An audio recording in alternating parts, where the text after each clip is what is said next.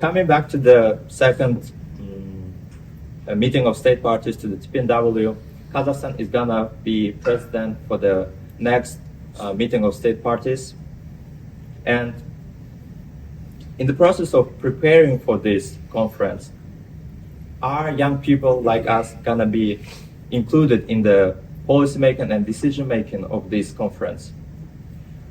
Today we're here to raise our voices, to raise voices of not only Kazakh people, but also Kazakh young people, but also Central Asian young people. It is not enough to understand our role in global disarmament.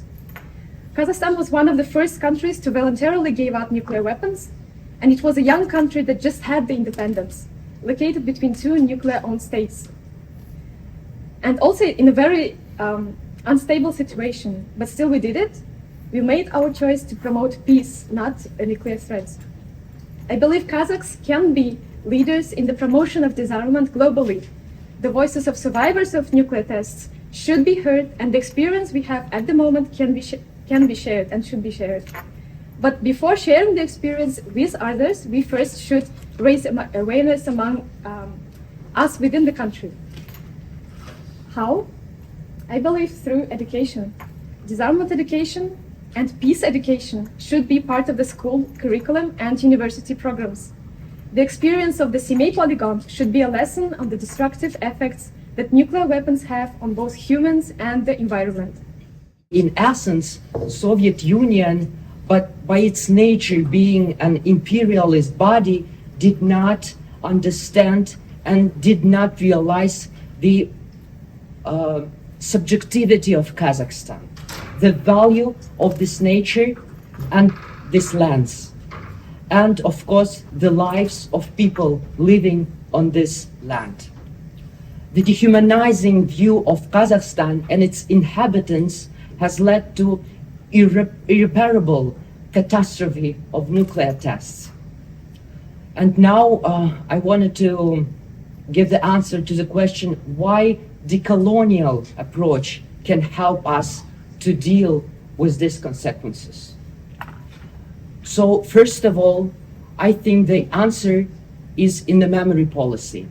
The memory policy is one of the most important tools of the decolonization of knowledge.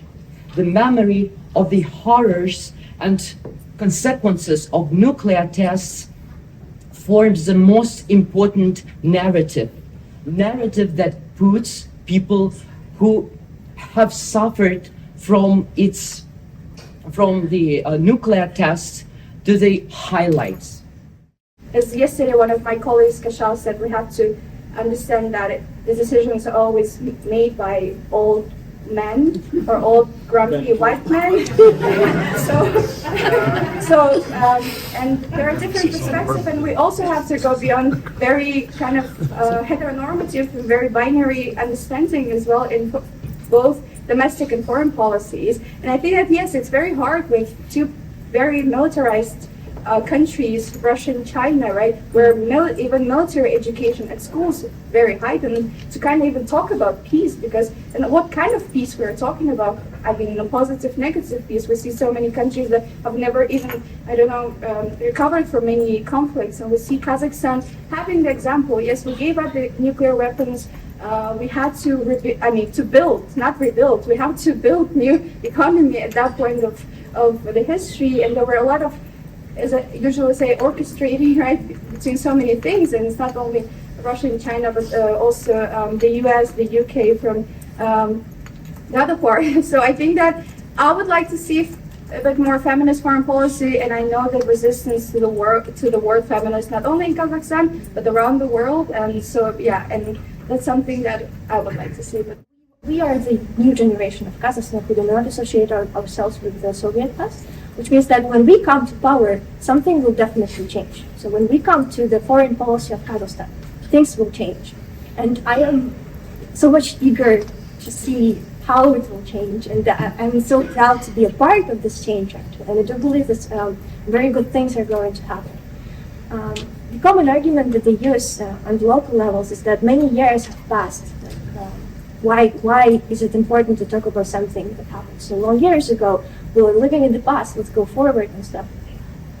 But this is our trauma. So as Elisha said, this is about, again, transgenerational justice is also about memory politics. It is about remembering. It is about paying tribute to all those people who suffered and who still suffer, because there are many of them, and they don't have enough media representation in Kazakhstan. Again, due to the different issues, including the geopolitical one.